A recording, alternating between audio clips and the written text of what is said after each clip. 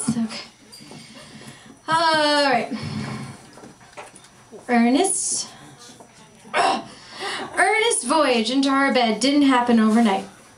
And before you wonder how my husband and I decided to have a threesome with someone named Ernest, I'll let you know that Ernest is a very fluffy, long-haired Havanese puppy. Havanese as in Havana, Cuba. I like to picture him lounging on a beach with a cigar in his mouth. He is about 9 pounds in the morning, with short legs, a long body, and gray, white, and black coloring. He has big black eyes, floppy ears, and somewhat resembles a dust mop. Ernest, or Ernie as we call him when he is being good, is of course cuter than your dog. He's also very manipulative and very smart. Which brings me back to the bed. Ernie started out sleeping on his own little puppy bed in a room adjacent to ours. Jessie and I had planned on being non-dog-in-the-bed type pet owners. Unlike the couch, the nice carpet, the chairs, and the bathtub, this was the one spot that Ernie hadn't claimed as his. Dogs are outdoor pets. The outdoors and my nice bed with its white comforter, they just didn't go together. We'd kiss him goodnight and pat him on the head between the bars of his cage. Jessie and I would crawl into bed and keep the door to our room open so Ernie could see that Mama and Dada were right there. This was the arrangement the dog and we had agreed to, and it was just fine until one night we woke to the saddest noise on earth, whimpering. "What do we do?" he asked. "I don't know," I said. "Wait it out?" We stared at each other for 5 minutes, which felt like hours, because unlike the sound of a baby crying, which to me just sounds annoying, puppy whimpering makes me think of angels dying and children starving in third world countries. Finally, Jessie got up and brought Ernie to the foot of our bed. "What are you doing?" I hissed. "Do you want him to go on like this all night?" Jessie asked. "Fine," I said. Ernie curled up in a ball and immediately stopped crying. Now that I'm looking back on this scenario, I'm pretty sure this is the moment when Ernie was thinking, "I've got them now." We thought this was a one-time thing, but of course, like the time I thought I could feed Ernie part of my tuna sandwich and expected him to never beg for food again, Ernie knew better. We tried to fight it the next night, but when the puppy whines turned into all-out barks and our downstairs neighbors started hitting our floor with a broomstick, we had no choice but to acquiesce. In the bed, Ernie went. "He isn't leaving the foot of the bed," I declared. "Absolutely," Jessie agreed. People say that having a kid is a total buzzkill to your sex life. Well, no one ever warned me about what getting a puppy would do to it. One night, soon after the whimpering incident, Jessie had gone to bed and fallen asleep before me.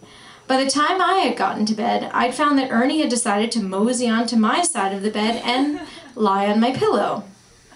"Oh, hey Ernie, make yourself comfortable." Either this was his way of telling me he wanted some alone time with my husband, or that, you know, a down pillow would be nice.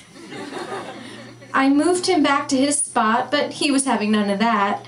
He wormed his way in between Jess and I and slept with his body stretched out in between us like a barrier. This is how he likes to sleep.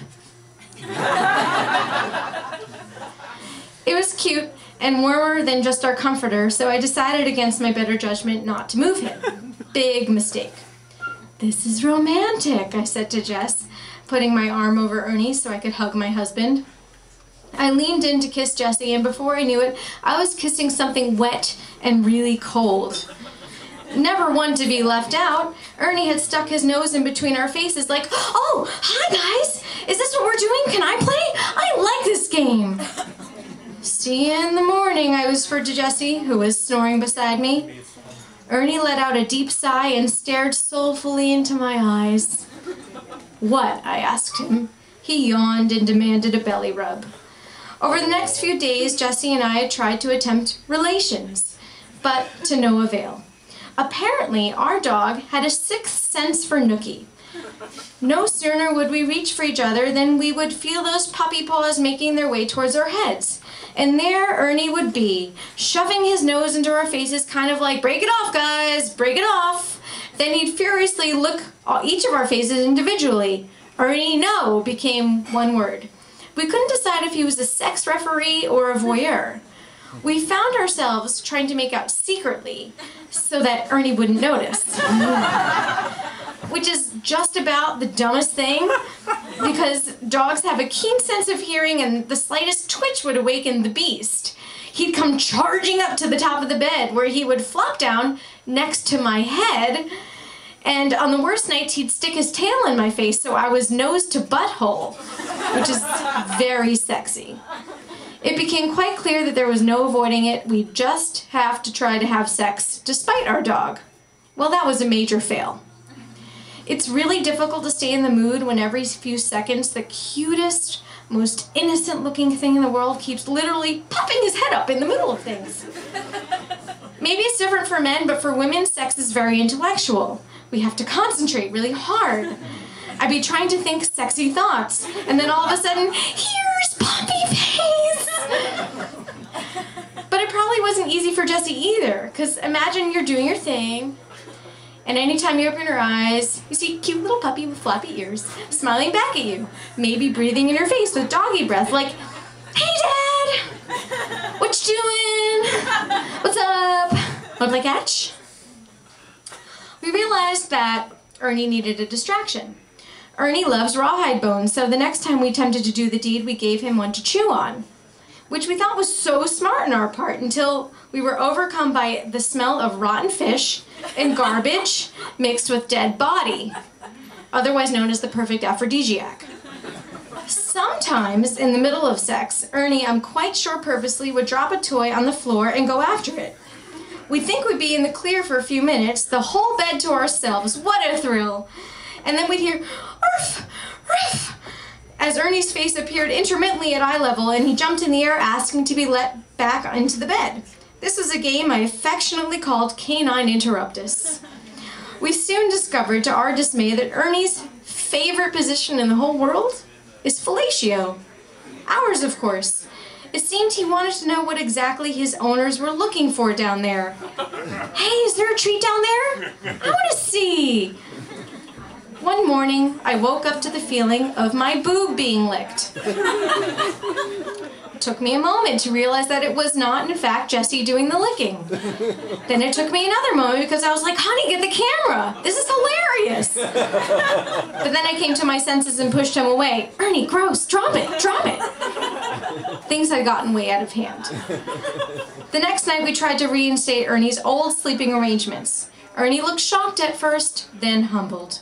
We got into bed as stealthily as possible, thinking that if we moved really slowly, maybe Ernie wouldn't notice this change in his routine. Within a minute, the whimpering began, and then it quickly morphed into a sharp, piercing bark, which of course is what you want to hear at 12:30 at night. "Let's just ignore it," Jessie suggested. We stared at the ceiling as Ernie's barks became more insistent, then desperate. That's when the scraping sound started. He had started moving his cage across the living room floor by pushing against its walls. I could just imagine what the downstairs neighbors would do now. I'd once gotten a complaint from them about moving furniture at 1 in the morning when all I'd been doing was pulling out a kitchen chair from under the table. When I couldn't take it anymore, I got the stupid dog and put him in the bed. He stopped barking, of course, and then he sat on my head. We'd finally realized there was no avoiding it. Ernie was in our bed for keeps, and that was that. The three of us have since come to an arrangement, Ernie, Jessie, and I.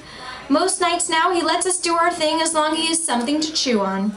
He doesn't throw the bone on the floor that often, and though he does make an occasional nosedive for the inappropriate body part, we're safe as long as one of us keeps our eyes open. And the important thing is, Ernie is always in a better mood afterwards, and so are we.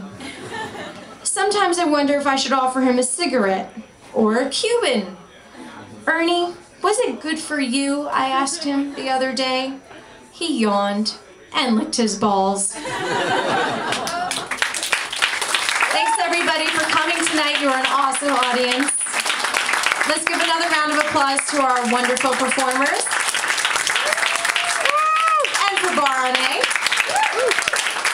If you have any questions about Inner Monologues, or if you're interested in performing, there's some flyers on your table. My email is there. There's also the websites of all the bloggers.